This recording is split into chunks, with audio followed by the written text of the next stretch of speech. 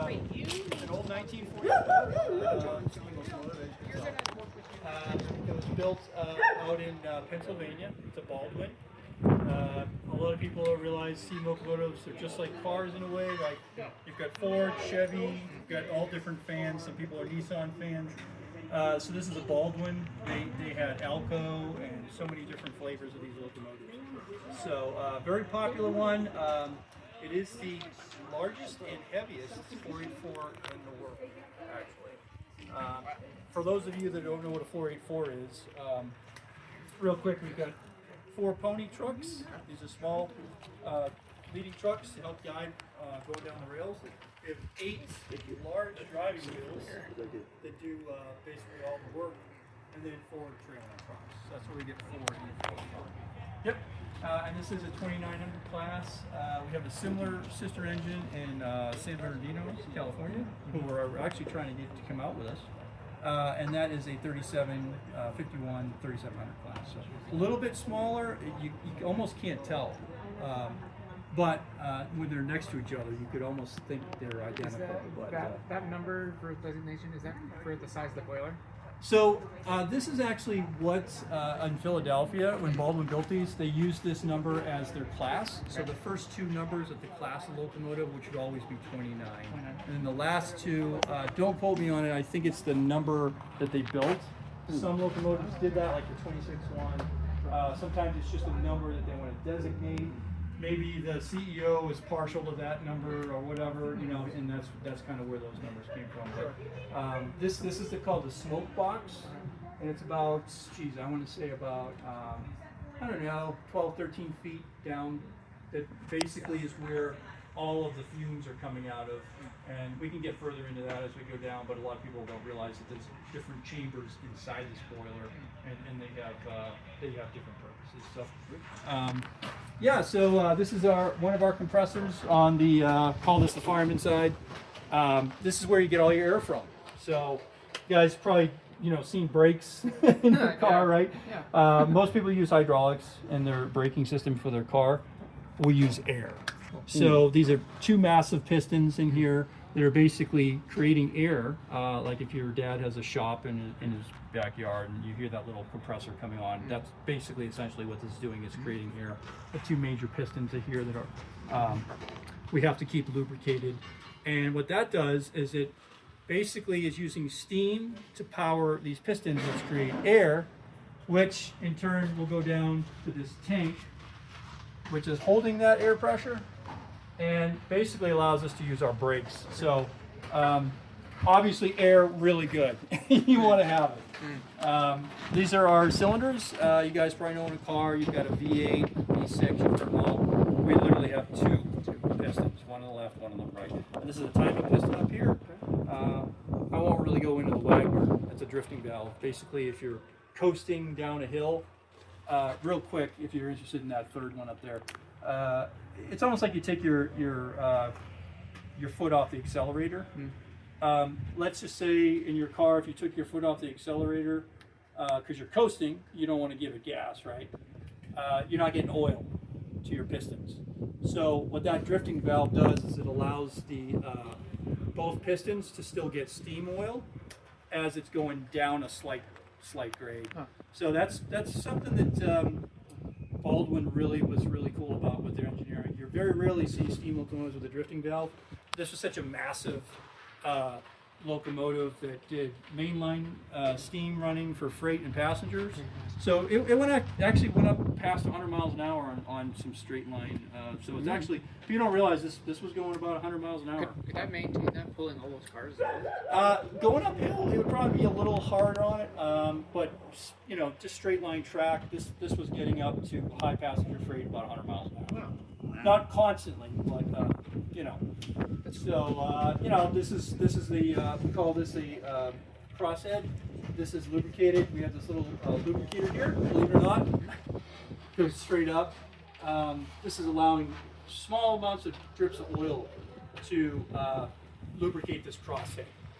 So I tell people steam locomotives are great because unlike a car where all the work is being done inside the engine, steam locomotives really don't have a lot to hide.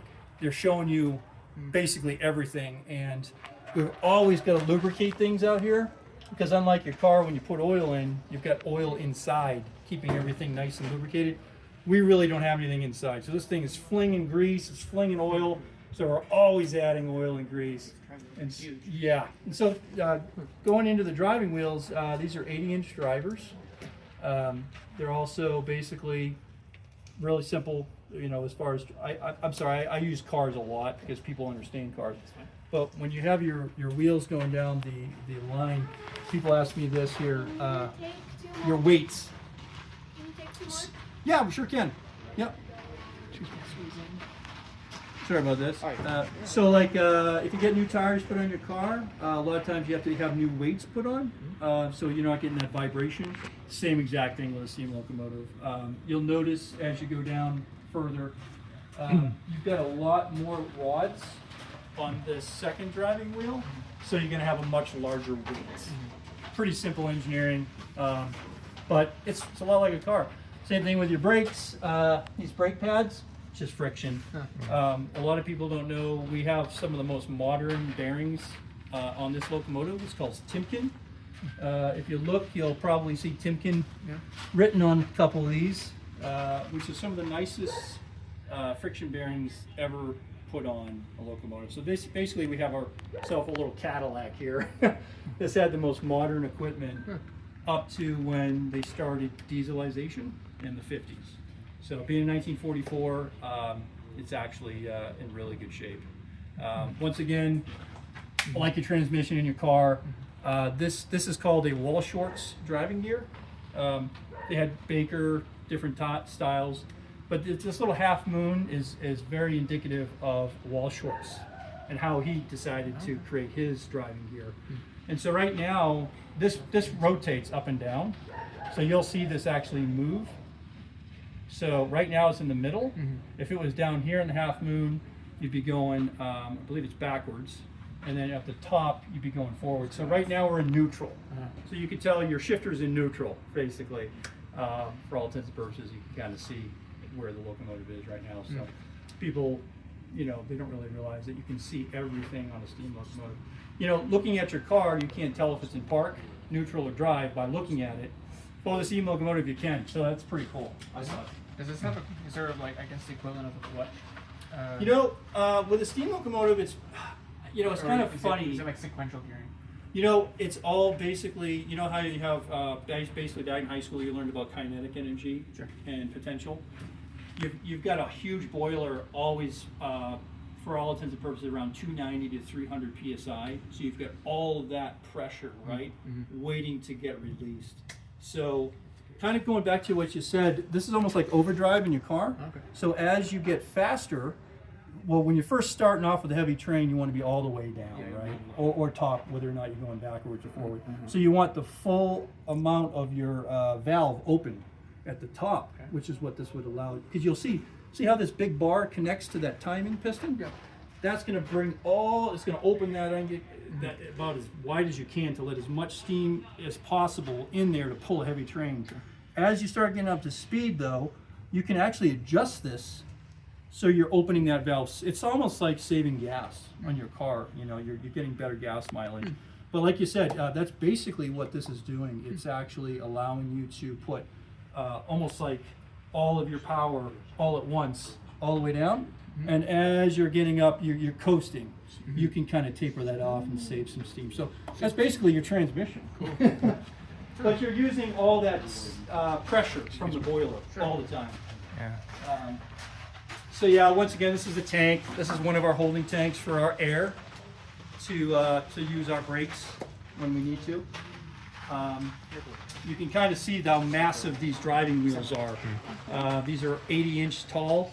So, I mean, I'm 6'2", and they're still like dwarfing me. So, How heavy are these? they are.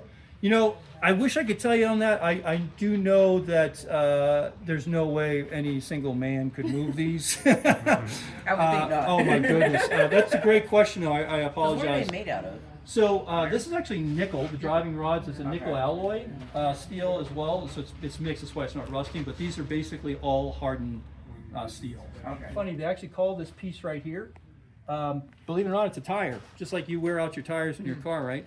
So after so many millions of miles, I mean, these things would eventually wear down. I mean, you get metal on metal, right? So going back to what you said, they take them off, right? And you would see it. You can Google it. It's really cool. They light this entire thing on fire. They put it on a machine, right? That's just blasting it all around evenly with a flame, and it gets so hot that it expands. And once it expands, it just needs a little bit. They just hit it with a hammer, and this whole ring would actually come right off. And then they put a brand new one on, because you got wear and tear on the rails all the time. So, yeah, great point, by the way. A lot of people don't realize that you do have to replace the flanges on these locomotives after a while. Yeah. We obviously don't have any more water towers, guys. A little bit of trivia. Towns are usually 100 miles apart because the steam locomotives, every so many miles, generally 100, the locomotive would have to stop. So they usually put a station there, right? And they would have to get water. But they had these giant water towers that would fill up the tender from the top. Well, when they went dieselization, everything went away. So now we have the local fire department, fill up the boiler. We also have another one down by the tender. So before we fire up the locomotive, the boiler has to be full of water first. As you guys probably know, you do not want a locomotive without a boiler full of water, because this can get past 2,700 degrees. That's around where steel starts to melt. So if this is not jacketed in water, that's bad. So you'll probably have these rivets pop. Exactly, and that's why we took out the mud ring. You guys mentioned you missed the steam up. You're not too far behind. We just had to drain everything out of here. Obviously, there's no point in having water in there because water is corrosive. After so long, it'll create rust. So for those of you that don't know, this is the firebox. This is like the business end of the engine. It gets really hot. We carry about 7,000 gallons of oil, and basically we're using used motor oil to create a fire that you would see when it's operating, just shooting right up into this firebox. And we have about 4,000 stay bolts throughout this firebox. If you guys haven't seen inside a firebox, it's about that wide, and it's a jacket that encases water. So the stay bolts are there to keep the two pieces of metal, basically, so you have water, and one side's getting super hot, the other side is cold, and of course, once it gets so hot, you're creating steam. It's just like your tea kettle on your stove. You don't want to leave your tea kettle on the stove too long without any water in it, because now you're jeopardizing your tea kettle. You don't want to melt your tea kettle. So that's basically what we're talking about. So you can kind of see on this side, we've taken out as many plugs as we can to let it drain. There's so much to talk about, guys. I don't want to bore you. But a couple of modern things that we had to add to the locomotive was we have a chemist on site. This is a cool little contraption here. It allows us to test the water in the boiler. I don't know, I was an okay chemistry student, but usually a pH of 7 is neutral. We like to get the pH in the boiler about 10.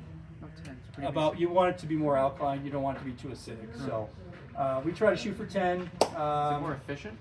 Or is it just very corrosiveness on the inside? Exactly. We're trying to prevent corrosion, so a more alkaline boiler is happier. The electrons in the steel don't get attacked as much, creating rust. Basically, what rust is you're pulling the electrons away from the steel. And sulfites, hard water, all that. And our chemists can test that with this little guy right here. So a lot more to it. People think it's just a big hunk of metal going down the tracks, but we're trying to keep this 1944 relic as long as we can, and as happy as we can without getting premature rust. I'm sorry, my last group couldn't climb. Do we have anyone here that has trouble climbing?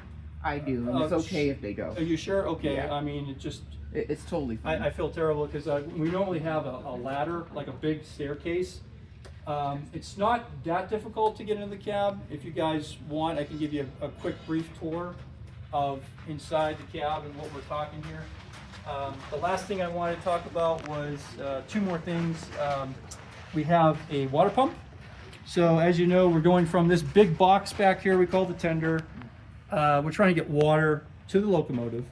And so this huge fire hose looking contraption here is going into a feed pump.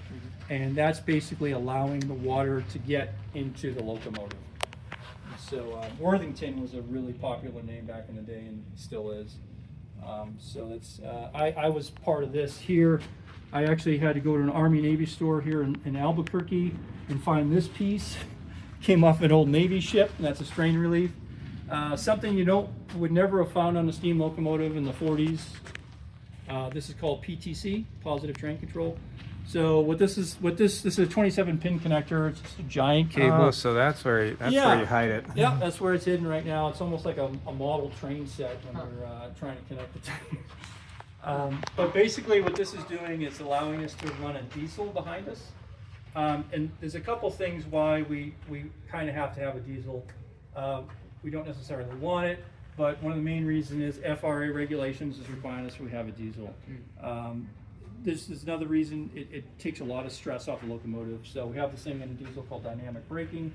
It's like a Tesla. You take your foot off the gas. It's using the magnetics of the motor itself to slow down the locomotive. And so that takes a lot of stress off of the locomotive. The other reason is all modern coaches are running on 480 volts. So we have to have the dynamo, which is like a little generator on the top. You probably see when it's powered up to steam, you hear that little whining sound. That's basically a little mini generator we call a dynamo, and that only puts out 32 volts. Enough to run the headlight on the locomotive and some lights in the cab for the engineer and the fireman. And that's basically all they needed back in the day.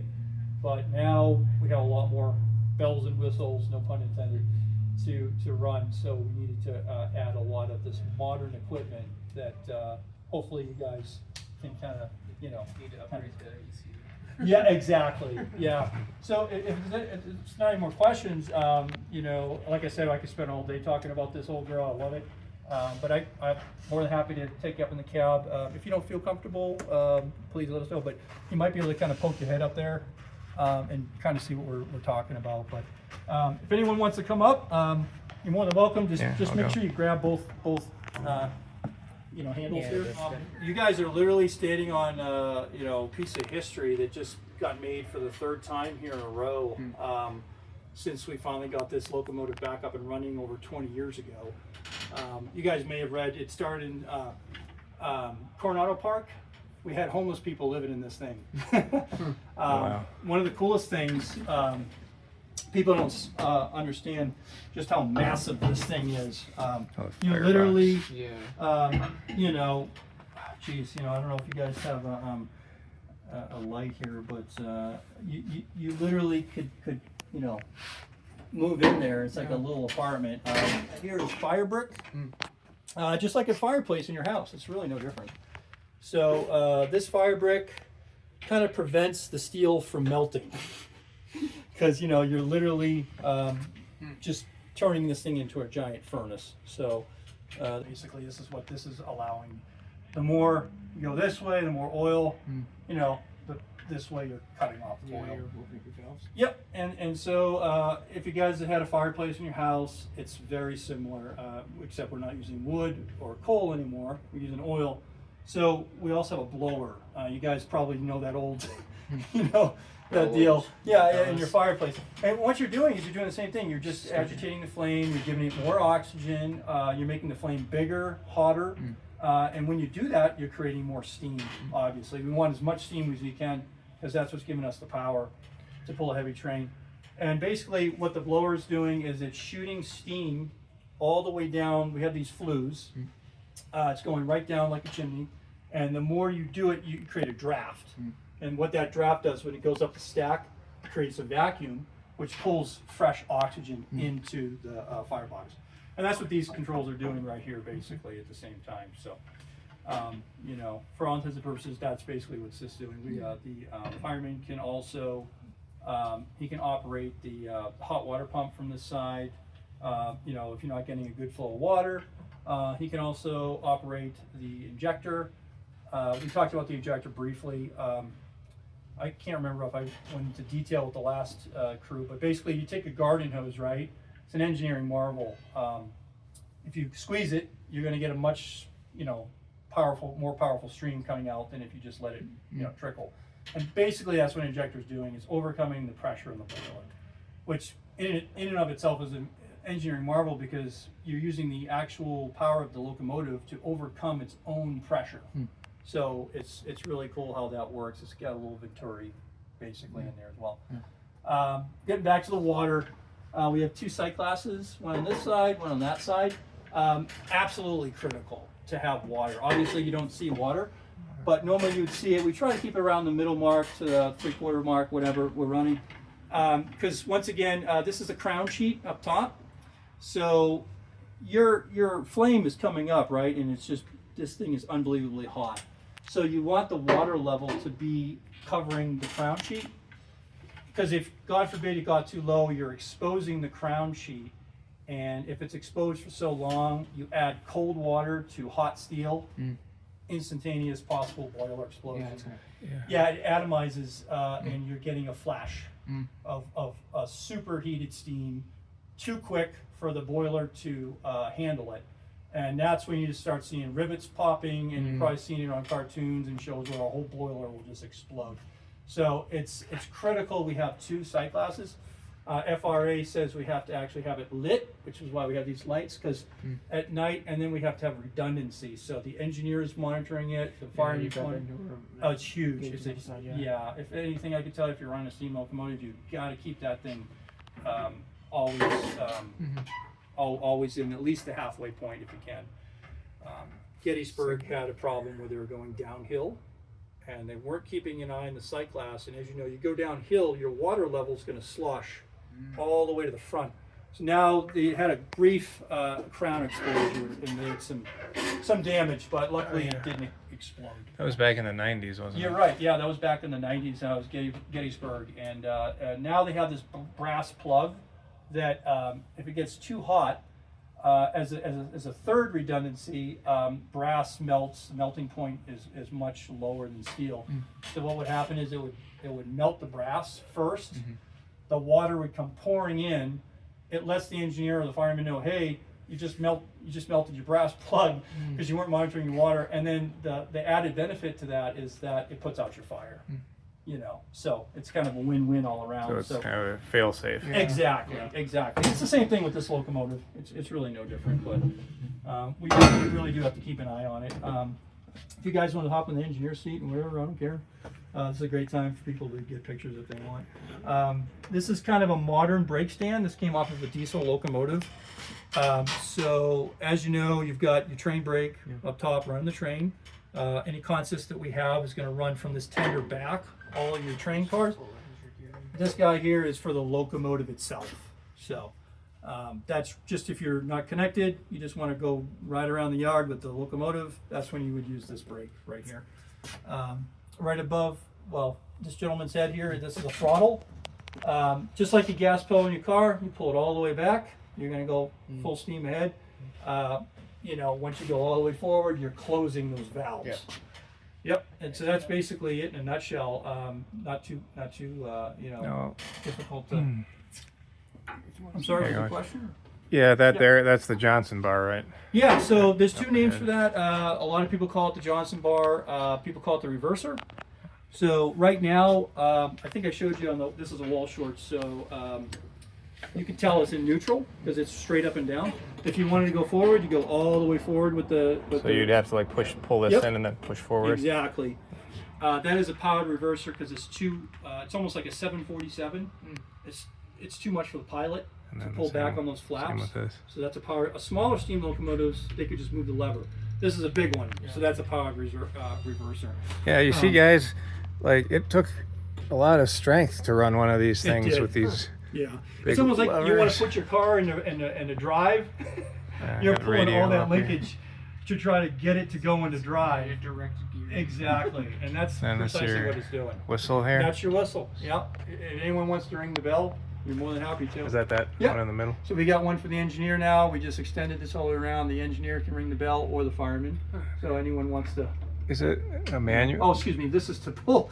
This is, while I accidentally almost did this, in case we have a problem, like let's say that something catches on fire, this will put out the fire. Oh, So okay. this is a fail-safe. Pull it, cuts the feed, Oh, I see right there. puts out your fire, but all the oil stops. So you guys. So this doesn't have a. This is for the bell. So if anyone wants to pull the Okay. bell out, you can kind of feel. I'm surprised it doesn't have a steam operated bell. Yeah, some of them do. Some of the modern ones do, but basically, you're Man. basically just going back. Yeah. Cord. There There we go. Yeah, you just gotta be able to. So you Okay, can just, cool. and that's going backwards. Three toots or. Oh, our positive train control. So to meet FRA standards, we have to have positive train control. This is basically an MU box for multiple unit. We have a diesel, so it can run all of our accessories, dynamic braking like we talked about. And we also have a camera we're gonna mount up front. So the problem with steam engines is if you're entering a curve, right, to the you left, can't see. the engineer can't see. So the fireman's gonna say, hey, you got something on this side of the track. The camera helps us a lot. You Okay, can that's start cool. to see. It's almost like having a I want to try the bell. Yep. Give it a shot. It's not something you get to do every day. See That's every this day. one here. Yep, you got it. Just kind of pull it towards you a little bit, like yeah, there you go. Because you're actually There we go. pulling the brass towards you. Yeah, it definitely needs some. You do. It takes some effort. Wish we had some steam because we were letting people blow the whistle when we still had a lot of residual steam in Nice. the boiler, and it's quite the experience if you've never done it before. Yeah. So. Yep, basically it's a giant tea kettle. Yeah. Yep. We got the sander here. They'll scoop out some sand, shove it in here, and the sand just kind of blows out the flues. You'll see it draw the sand in. Same thing with a chimney. We'll sandblast your chimney Is the in sand, a house. what would the sand be used for if you're putting that into the box there? Yeah, so as I mentioned before, like you have a draft, Yep. so it's constantly sucking air in, Yes. especially when you get the blower on. So what the sand does is we have these flues, and they get gunked up with carbon. Oh, so it helps. And it just clean. We can get water samples, anything like that. I was telling the last group, it's almost like building a bridge. How many gallons of water does it take? This is 24,500. Yeah. And when we have 7,000 gallons of oil, and it's basically separated by this huge wall. I'm actually shocked how big this thing is. It's like a small apartment. It's huge. It really is. And so it comes with all kinds of cool things. You know, it has a little toolbox. We keep the chocks in here. It's like an aircraft. You don't want it to roll away on you, so we'll chalk the wheels. Any kind of other fluids, things like that. It's like a little box for your pickup truck. It's almost like a bridge. Back when they built this, these things would be cherry hot, and they would literally hammer it in, and it's glowing. And then once we were talking about we're talking about expansion and contraction. Once it cools off, it's holding the metal. So, this thing's weighing 1 million pounds, just under 1 million. So you almost have to build them like a bridge.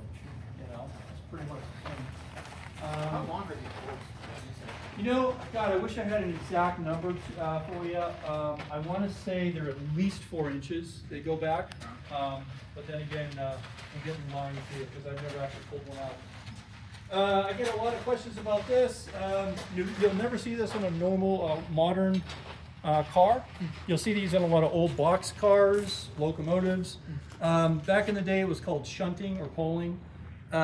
It's illegal nowadays because a lot of people died.